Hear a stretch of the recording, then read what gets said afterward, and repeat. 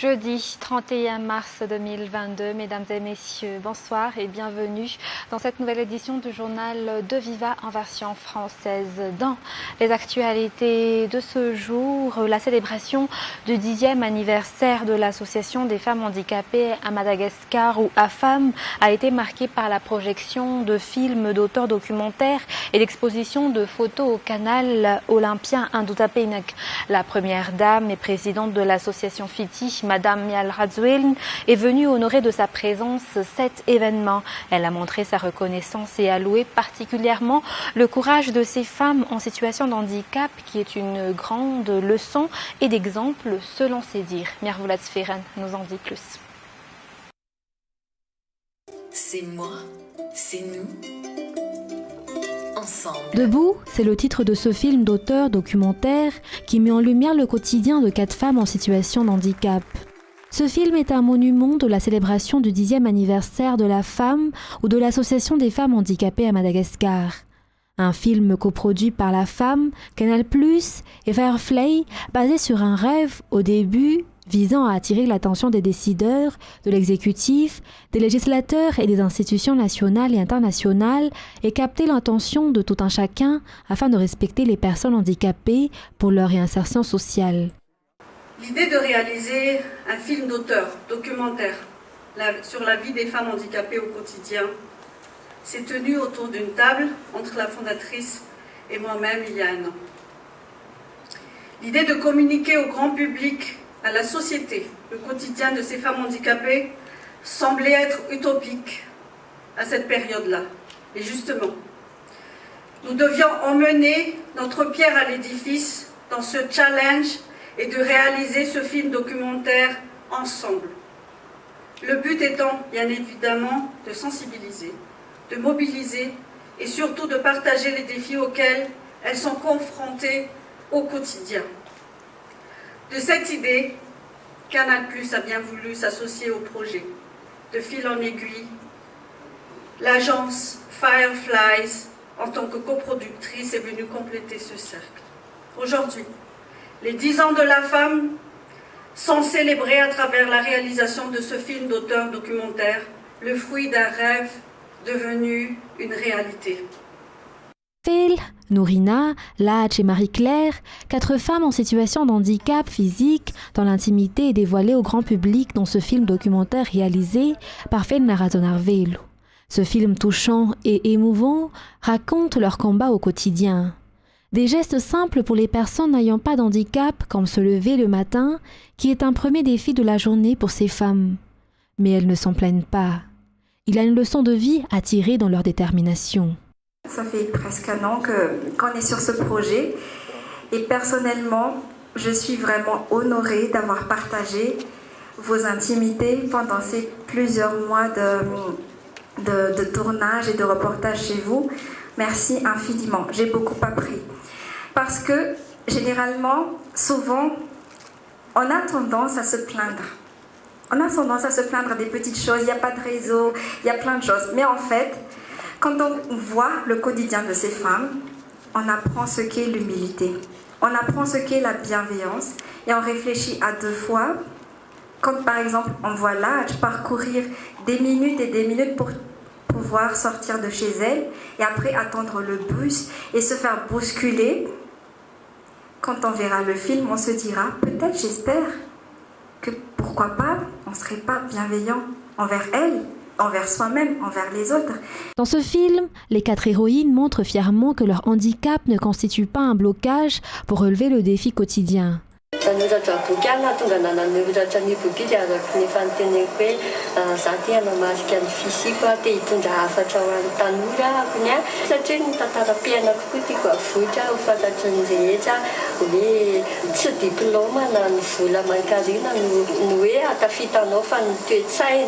Afatra amin'ny tany anaty fiarahamonina, aza tsaraina ety ivelany, aza tsaraina amin'ny handikapina. Miasa rehetrarehetra mihitsy meo chance izy. Raha hifaninana ohatrany amin'ny orinasa ohatr'izany rehefa nametraka an'ilay masotsivana ianao dia jereo takio izay kosa. Nametraka masotsivana ianao ka hananan'ilay izy dia avy aloha izy hifaninana.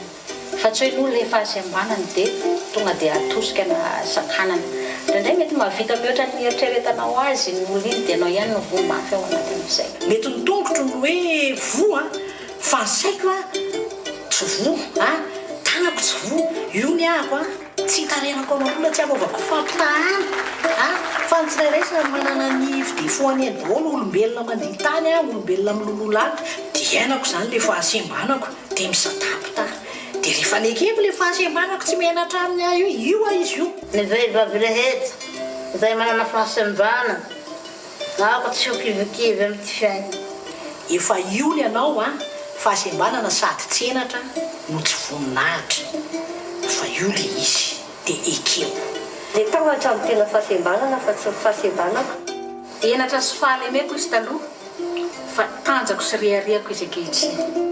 Modèle de réussite, c'est en ces termes que la première dame Mial Radzouelne a qualifié ces 4 femmes. La présidente de l'association FITI les a félicitées de leur résilience et de leur courage. Elles ont fait le choix de s'accrocher à des objectifs pour rêver, pour être autonomes, pour travailler, pour marquer la différence, pour réussir, pour être debout. Chacune de vous nous a donné une belle leçon de vie. La situation de handicap n'est pas un obstacle.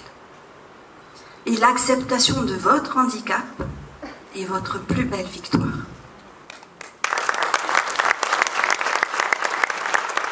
Ainsi, je tiens à vous féliciter pour vos parcours respectifs. Tout au long de ce film se dégagent des notions fortes.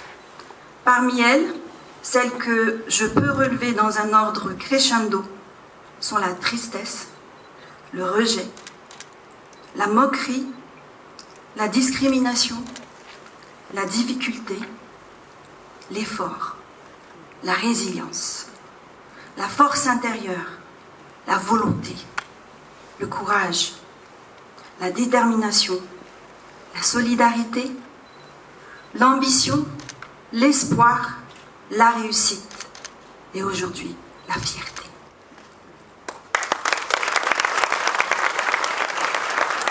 Vous nous avez démontré que même quand tout va mal, vous avez appris à garder la tête haute.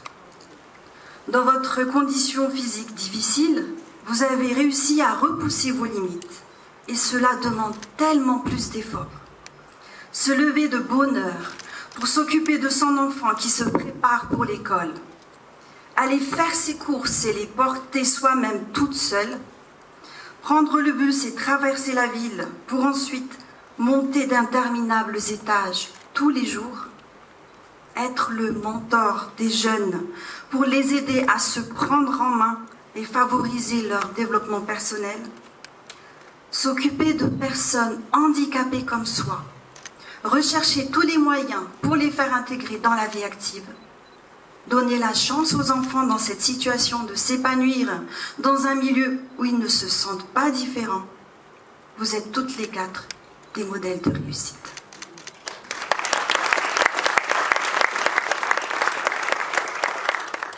Dans la société actuelle, notre vie de femme est imposée par les diktats des réseaux sociaux. Toute cette pression sociale contraint à se façonner une image en se basant sur ce qu'on idéalise être l'attente des autres.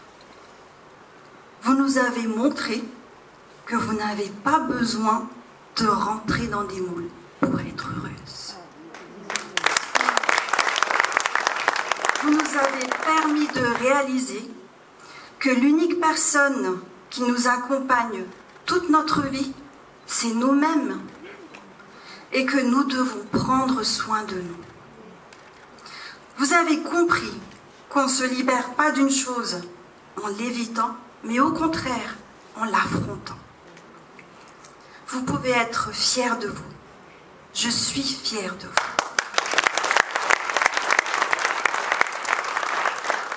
Et je suis là, debout, à vos côtés. Lors de cette soirée de clôture de la célébration du 10e anniversaire de la femme hier au canal olympien Indutapeinek, la présidente de l'association a saisi l'occasion pour rappeler les principales causes de son association, le respect des droits des personnes en situation de handicap, tout en citant les droits des handicapés sur le plan international ainsi que les matériels orthopédiques et les infrastructures adéquates. Elle a également interpellé les hôtes à changer les choses à leur niveau pour permettre la réinsertion sociale des personnes handicapées. Il est à noter que Canal+ a promis de faire une large diffusion de ce film intitulé Debout et les recettes générées par sa diffusion seront entièrement versées à la caisse de la femme. Le Conseil des ministres hier a validé les mesures sanitaires concernant l'entrée à Madagascar. Il a été décidé durant ce Conseil des ministres que tous les passagers désirant entrer à Madagascar devront se soumettre à un test antigénique. Il n'y a plus de confinement dans les hôtels, outre pour ceux ayant des résultats de tests positifs. Reportage de Raman Zatouf. Il a été décidé durant le Conseil des ministres hier. Tous les passagers devront se soumettre à des tests PCR ayant des résultats négatifs avant de pouvoir entrer dans le pays. Tous les passagers ayant ce résultat de test négatif peuvent ainsi rejoindre leur foyer ou leur hôtel de réservation. Les passagers testés positifs à leur arrivée au pays doivent impérativement être confinés dans les hôtels spécifiques ou dans les centres de santé mis en place par l'État pour les accueillir. Ce confinement devra durer 7 jours au minimum jusqu'à l'obtention d'un résultat de test négatif. Toujours dans ce cadre, le nombre des vols internationaux reliant Antananarive ou Paris sera augmenté et tous les vols internationaux possibles seront ouverts selon le ministre du Transport Roland Ranzatwiln aujourd'hui. Néanmoins, il est également important de préserver les intérêts nationaux dans les contrats d'exploitation avec les différentes compagnies. Toutes les compagnies ont accepté de coopérer avec Madagascar, sauf la compagnie Air Austral. Reportage de Fanjessena Mireille et Secha Anjenab. Le tarif du billet d'avion pour la France est de 4 millions d'ariars actuellement et le prix des vols domestiques atteint les 600 000 ariars. Afin de baisser ces prix, le nombre des vols internationaux devra être augmenté. Les offres restent également insuffisantes. Ainsi, tous les vols internationaux possibles seront ouverts, affirme le ministre du Transport et de la Météorologie. Parmi les compagnies qui ont reçu l'autorisation d'effectuer des vols à Madagascar figurent Turkish Airlines avec des vols reliant Antananarive à la Turquie, mais également entre Antananarive et Paris en passant par la Turquie. Les vols La Réunion-Thomasin, La Réunion-Nousbé, La Réunion-Tana seront également ouverts, comme les vols de Mayotte-Mahadin et Antananarive, Mayotte-Nousbé-Ansranan. La compagnie Air Austral est la seule compagnie qui a refusé de coopérer avec Madagascar. Les vols reliant Madagascar et Maurice reprendront s'ils ont été suspendus pendant la période de la propagation du virus Covid-19 à Maurice. Enfin, les négociations avec la compagnie Ethiopian Airlines sont en cours. Parlons toujours transport. Le projet Transport par câble a obtenu son permis environnemental aujourd'hui octroyé par l'Office national de l'environnement. Néanmoins, ce projet présidentiel devra encore passer plusieurs évaluations avant le début des travaux, selon le directeur de l'ONE. Les responsables du projet TPC au sein du secrétariat d'État en charge des nouvelles villes et de l'habitat procéderont à l'amélioration des tracés sous la houlette du président de la République après cette étape. Martina Andouniaine et Zaranjiansou nous en disent plus. Le secrétariat d'État en charge des nouvelles villes et de l'habitat, premier responsable de ce projet de transport par câble, devait suivre plusieurs protocoles avant d'obtenir ce permis environnemental, selon le directeur de l'Office national de l'environnement aujourd'hui. Parmi ces protocoles, l'application des mesures mises en place par le Bureau national de la gestion des risques et des catastrophes, ou BNGRC, concernant les lieux où il est interdit de mettre en place des pylônes ou encore la préservation des patrimoines.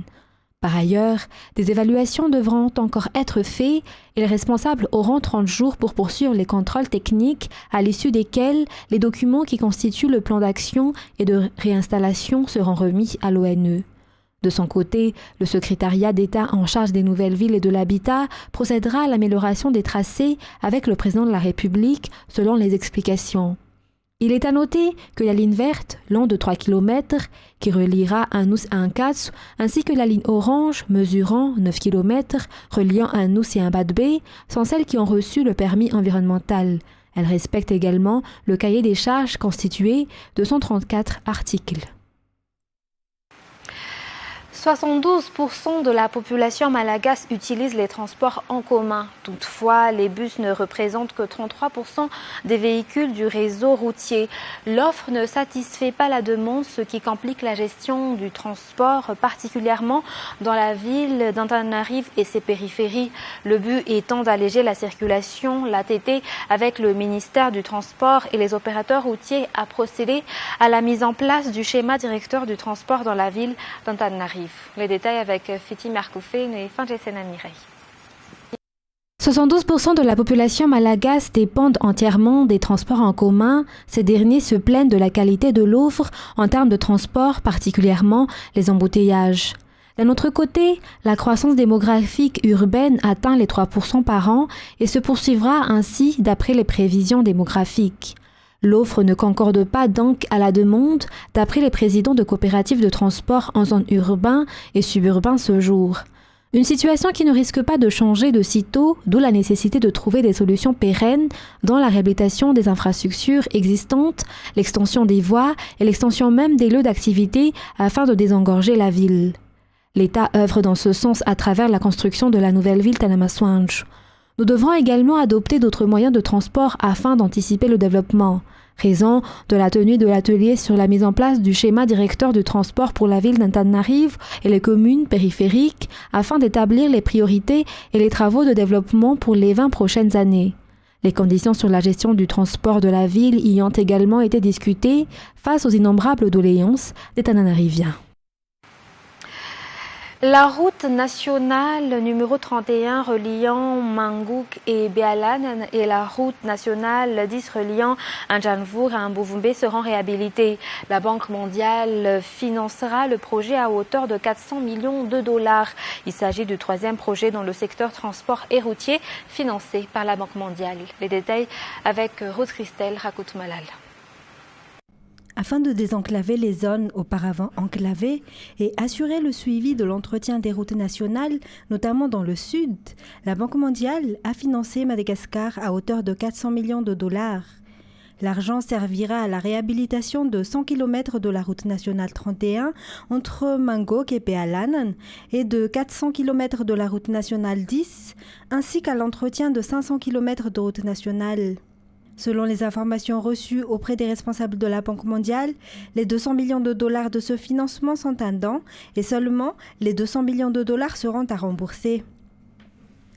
La RN10 reliant Anjanvour et Mbuvumbe a été spécialement choisie car elle aidera au développement de cette zone qui a longtemps souffert de la famine et de la sécheresse, a indiqué Marie-Chantal Luaniligira, responsable de la Banque mondiale. Si la réhabilitation de la RN31 permettra de désenclaver une région agricole clé dans le nord-ouest du pays.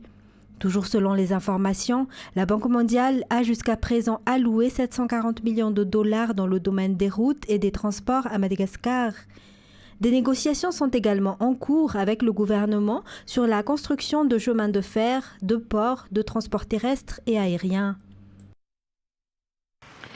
Et la Banque mondiale a également approuvé aujourd'hui le déblocage de 134,9 millions de dollars pour soutenir Madagascar dans le renforcement de la préparation aux pandémies et améliorer la prestation et la qualité des services de santé essentiels. Le projet de préparation aux pandémies et de prestation de services de santé essentiels est soutenu par un crédit de 50 millions de dollars de l'Association internationale de développement, un don de 50 millions de dollars de l'IDA ainsi que deux dons d'un montant total de 32 millions de dollars du mécanisme de financement mondial pour les femmes, les enfants et les adolescents, dont 15 millions de dollars pour maintenir et protéger les services de santé essentiels et soutenir le déploiement des outils Covid-19 et 2,9 millions de dollars du Fonds de préparation et des réponses aux urgences sanitaires. Et afin d'éviter les déplacements et dans le cadre de la dématérialisation et la digitalisation de ces services, la Direction générale des impôts de Madagascar, ou DGI, a mis en place un nouveau système de paiement des impôts pour les très petites et moyennes entreprises ou TPME, dénommé IECHAFON. Un nouveau système consiste à payer les impôts par le biais du mobile monnaie en suivant les instructions indiquées, et cela utilisable dans toute la grande île. Rappelons que le délai de paiement des impôts synthétiques est aujourd'hui et donc il est possible de le payer via ce nouveau système. Payer les impôts est un moyen pour promouvoir le développement des infrastructures dans le pays, donc l'État appelle les contribuables à le faire.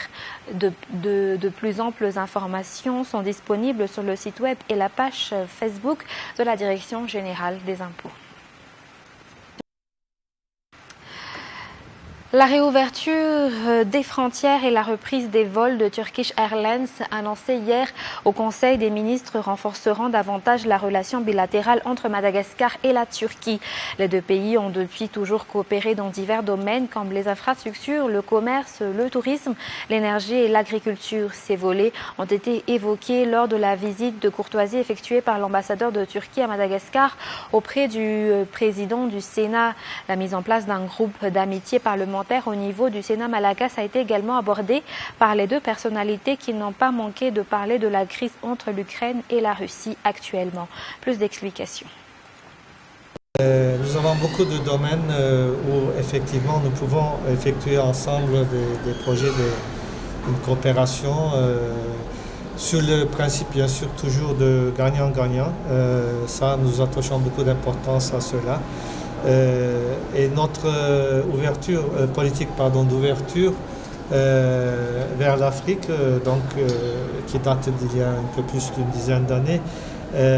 Dans ce cadre-là, Madagascar était un des premiers pays où nous avons justement ouvert une ambassade. Nous pouvons espérer que maintenant, de nouveau, avec l'ouverture des frontières, qu'il y aura une normalisation aussi en ce qui concerne les relations économiques ou autres. Et voilà, donc je pense que en ce qui concerne les relations entre parlements, ça aussi bien sûr c'est un autre aspect très important.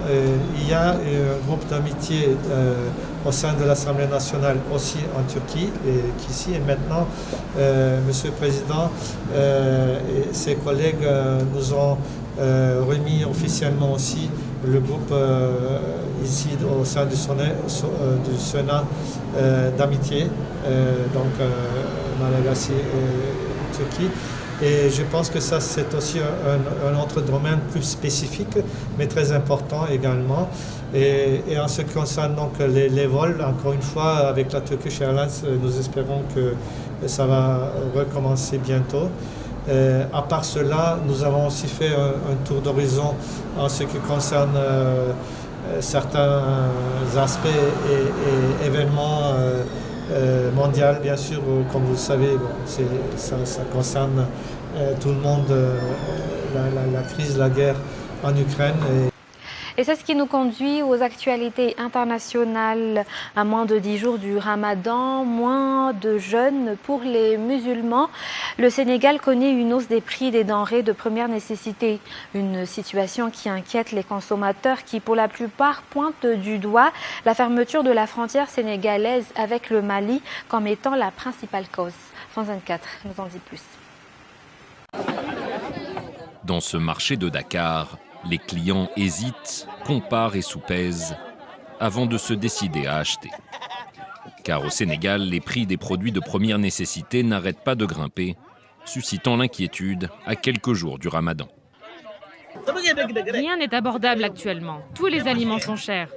Avant, un sac de choux coûtait 8 000 francs CFA, mais aujourd'hui, il coûte presque 20 000 francs. Et c'est pareil pour tous les produits. Plusieurs facteurs ont contribué à cette hausse. La période d'abord, car chaque année, les prix grimpent à l'approche du Ramadan. L'économie ensuite, avec une inflation qui ne cesse d'augmenter depuis un an, alors que le pays peine à se remettre de la pandémie de Covid-19. Enfin, la guerre en Ukraine, qui a impacté les prix des denrées un peu partout en Afrique. Mais pour nombre de Sénégalais, la crise actuelle est surtout la conséquence des fermetures des frontières avec le Mali voisin. La fermeture de la frontière du Mali a empiré les choses parce qu'il y a des produits que le Sénégal n'a pas, qui quittent en Guinée, ou soit qui quittent au Mali, qui quittent en Côte d'Ivoire. C'est forcément, il faut passer par, si tu quittes au Burkina, il faut passer par le Mali avant de rentrer au Sénégal. En septembre, le gouvernement sénégalais avait annoncé plusieurs mesures pour tenter d'entériner la hausse des prix, notamment la baisse ou l'annulation des taxes et droits de douane sur certains produits. Des mesures qui n'ont pour l'instant pas réellement porté leurs fruits. Et depuis le début de la guerre, le Kremlin veut à tout prix convaincre sa population du bien fondé de son intervention militaire en Ukraine. Une majorité de médias russes ne cesse de répéter que l'Ukraine serait dirigée par des néo-nazis. La propagande passe à la vitesse supérieure. Explication avec France 24. Depuis l'invasion de l'Ukraine, la machine de propagande russe tourne à plein régime. Ce mercredi matin, Rossiya 24, une chaîne d'information gérée par l'État, diffusait cette vidéo. Le commentateur accuse l'Ukraine d'être un État terroriste et de préparer une attaque nucléaire sur son propre sol. C'est un groupe de saboteurs ukrainiens qui a attaqué la centrale nucléaire de Zaporijia. Ils ont même provoqué un incendie. Les combattants de la garde nationale russe les ont repoussés. Ça paraît incroyable, mais dans les hautes instances des services secrets et des forces armées de l'Ukraine, il y a des gens prêts à perpétrer des provocations nucléaires. D'après le ministère russe de la Défense, de telles tentatives pourraient se reproduire. Le but est clair, mettre ça sur le dos de la Fédération de Russie. Le même message est matraqué sans relâche. L'Ukraine serait dirigée par de dangereux néo-nazis et la Russie interviendrait pour libérer le pays. Une thèse relayée par ce spécialiste des questions de défense chez l'une des plus grandes agences de presse du pays. Un autre danger n'est pas à exclure, une négligence criminelle des dirigeants ukrainiens. Dans les conditions d'un État qui s'effondre et perd le contrôle, les experts estiment que la probabilité d'une catastrophe technogène augmente. Surtout quand tout cela s'accompagne d'une idéologie de folie, d'une russophobie et d'un néonazisme. Pour comprendre ce phénomène d'emprise sur les esprits des Russes, nous avons interrogé Lev Gudkov, sociologue dans un institut indépendant. Parce que la propagande est un phénomène assez complexe, elle se construit toujours en deux parties. Il y a la partie négative qui martèle l'image de l'ennemi avec tout ce discours de menace à la sécurité nationale, de discrédit des valeurs russes, etc. Et puis il y a toujours le discours positif. Nous, la Russie, le pouvoir russe, Poutine, nous ne faisons que le bien, nous défendons les honnêtes gens, nous luttons contre le nazisme. D'après une récente étude de cet institut, Vladimir Poutine jouirait actuellement d'une cote de popularité de 71%.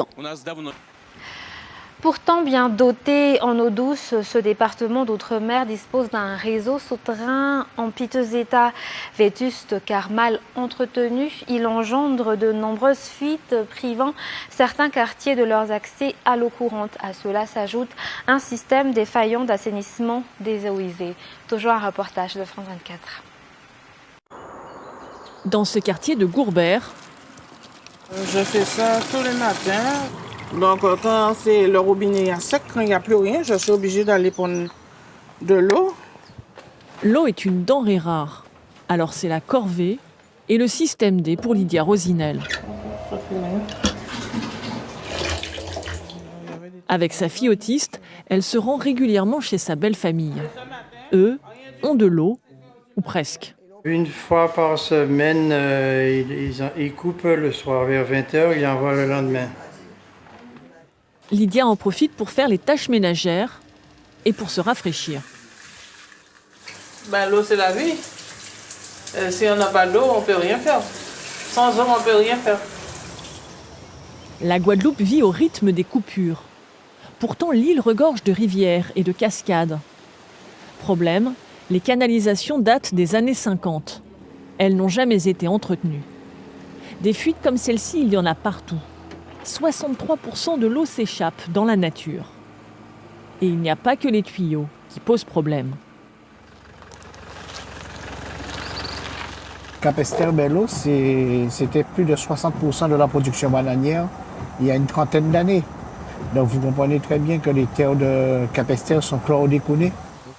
Avec la chlordécone, ce pesticide longtemps utilisé sur les cultures de bananes, la qualité de l'eau s'est dégradée. Mais c'est un autre scandale qu'entend dénoncer cet élu d'opposition. Cette station d'épuration a coûté 13 millions d'euros, financée à 53% par l'Europe. Elle n'a jamais fonctionné. Tout un système abandonné aujourd'hui, enfin depuis l'inauguration en 2013. En cause, selon lui, la mauvaise gestion des autorités locales.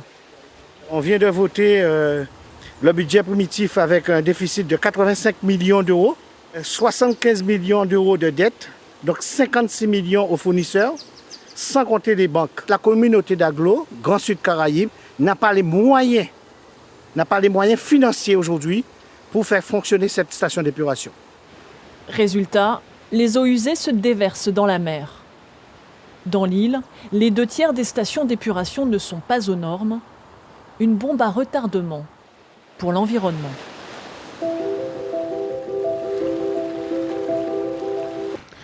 Mesdames et messieurs, c'est la fin de ce journal. Je vous remercie de nous avoir suivis jusqu'à son terme. N'oubliez pas, après ce journal, votre série Revenge. Très bonne continuation sur Viva et bonne soirée à tous. Au revoir.